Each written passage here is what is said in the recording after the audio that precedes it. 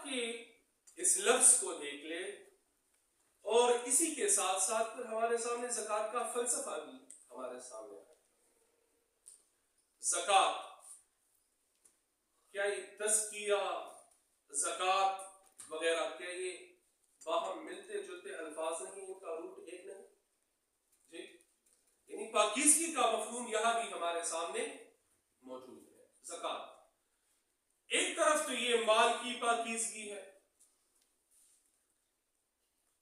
جس طرح اگر آپ ایک تالاب کو دیکھ لیں اور اس میں پانی جمع ہے اور نکلنے کا کوئی راستہ نہیں ہے، اس میں تازہ پانی نہیں آتا، وہ پانی نکلتا نہیں دوسری طرف، تو کچھ ہی عرصے میں وہ پانی بدبودار ہو جاتا ہے. اسی طرح یہی حال مال کا. اللہ تعالیٰ جہاں خیرات کا، صدقات کا، زکوٰۃ کا درس دیتا ہے تو ساتھ ساتھ سورۃ الحشر میں یہ بھی ارشاد فرماتے ہیں کہ چلن یہ قائم رہے، مال ایک ہاتھ سے آئے دوسرے ہاتھ سے نکلے، یہ سلسلہ جاری رہے. تو اسی کے ساتھ مال کی پاکیزگی وہ آتی رہی. ساتھ ساتھ دل کی پاکیزگی بھی ہے. حب الدنیا رأس کل خطیئۃ، دنیا کی محبت یہ ہر خطا کی جڑ. حب الدنیا رأس کل خطیئۃ. تو جتنا آپ مال اللہ کی راہ میں دیتے ہیں، زکوٰۃ ادا کرتے ہیں، تو دل سے دنیا کی محبت، مال و زر کی جو محبت ہے تو وہ کم ہوتی جاتی ہے، اور ایک دن مکمل، کیونکہ اس سے نفس پہ ایک ضرب لگتا ہے. وَأُحْضِرَتِ الْأَنفُسُ الشُّحَّ، سورۃ النساء میں ارشاد باری تعالیٰ ہے. یعنی انسان تو بخیل واقع ہوا ہے جی، اور جتنا آپ بخل کرتے ہیں، جتنا آپ گن گن کر لگاتے ہیں جی، اور شمار کر کے، تو اتنا ہی پھر گن گن کر ہمیں دیا بھی جاتا ہے. جتنا گن گن کر لگائیں گے اتنا ہی گن گن کر دیا بھی جائے گا. یہ فلسفہ ذرا آپ سب، اور جتنا لگائیں گے یمحق اللہ الربا ویربی الصدقات، سورۃ البقرہ میں ارشاد ہے. تو یربی الصدقات، اس مال میں اللہ جس مال سے صدقات ادا کیے جاتے ہیں تو اس میں برکتیں عطا کی جاتی ہیں. اس خیرات کو، اللہ کی راہ میں مال خرچ کرنے کو قرض سے کیوں تعبیر کیا گیا ہے؟ من الذی یقرض اللہ قرضا حسنا، کیونکہ جب آپ کسی کو قرض دیتے ہیں اسی امید پہ کہ یہ مجھے واپس بھی دے گا، اور وہ واپس دیتا بھی، لیکن شاید یہ پچھلے زمانوں کی بات تھی.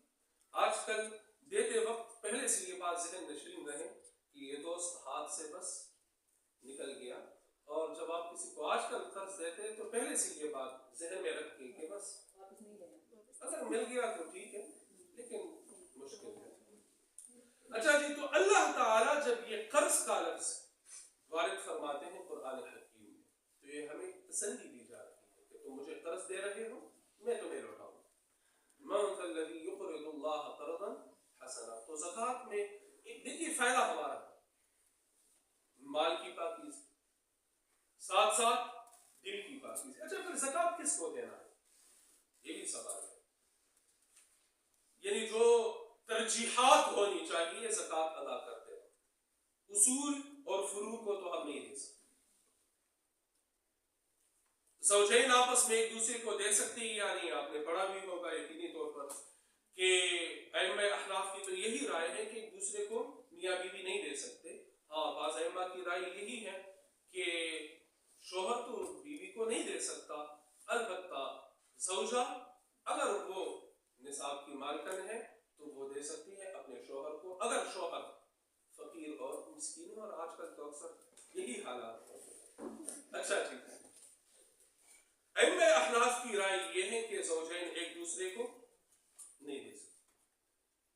باقی بھائی ہے، بہن ہے، اگر آپ اس کی کفیل نہیں، یعنی ان کے نان نفقہ کی ذمہ داری اگر آپ پہ نہیں ہے، ٹھیک ہے، تو بالکل انہیں دے سکتے ہیں.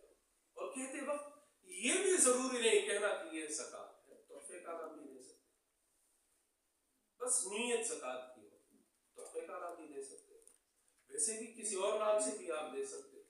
تو دیکھیے، اگر بہن ہو، بھائی ہو، اسی طرح ہمسائے ہو اور دیگر رشتہ دار ہو، اگر وہ مستحقین ہے زکوٰۃ کے اور انہیں زکوٰۃ دی آ جائے تو فائدہ کس کا ہوگا؟ پہلے تو ہمارا ہی ہوگا. معاشرے میں لوگ سکون کے ساتھ رہیں، امن کے ساتھ رہیں، اگر ان کی ضروریات زندگی پوری ہوتی رہے، وہ سکون کے ساتھ رہیں گے تو ہم بھی ساتھ ساتھ سکون کے ساتھ رہیں گے، تو معاشرہ اس سے پاک ہوتا ہے۔ نبی علیہ الصلوۃ والسلام کی جو 4 ڈیوٹیاں قرآن حکیم میں 4 مقامات پہ مذکور ہیں۔ سورۃ البقرہ میں 2 مقامات پر ربنا وبعث فیہم رسولا منہم، اس طرح کما ارسلنا فیکم رسولا منکم۔ پھر سورۃ آل عمران میں لقد من اللہ علی المؤمنین اذ بعث فیہم رسولا، اور سورۃ الجمعہ میں هو الذی بعث فی الامیین رسولا۔ 4 مقامات پہ 4 ڈیوٹیاں کون کون سی؟ یتلو علیہم آیات، تلاوت آیات، تم یعلمہم الکتاب، یعنی جو آیات آپ صلی اللہ علیہ وسلم نے ان کے سامنے پڑھی، انہیں پڑھ کر سنائی تو اس کا مفہوم سمجھانا، اس کی تعلیم دینا، ساتھ ساتھ والحکمہ، یعنی اسی قرآن حکمت کیا ہے، سنت و حدیث کیا ہے، قرآن کی تشریح، قرآن اجمال ہے اور احادیث تشریح ہے، قرآن متن ہے اور حدیث اس کی شرح ہے۔ الفاظ قرآن کے پڑھ پڑھ کر سنائے، آیات سنائے، مفہوم سمجھائے، ساتھ ساتھ عملی نمونہ پیش فرمایا جس کا نتیجہ یزکی، اسی تزکیہ کے لیے، مال کے تزکیے کے لیے، قلب دل کے تزکیے کے لیے، پاکیزگی کے لیے زکوٰۃ کا حکم دیا۔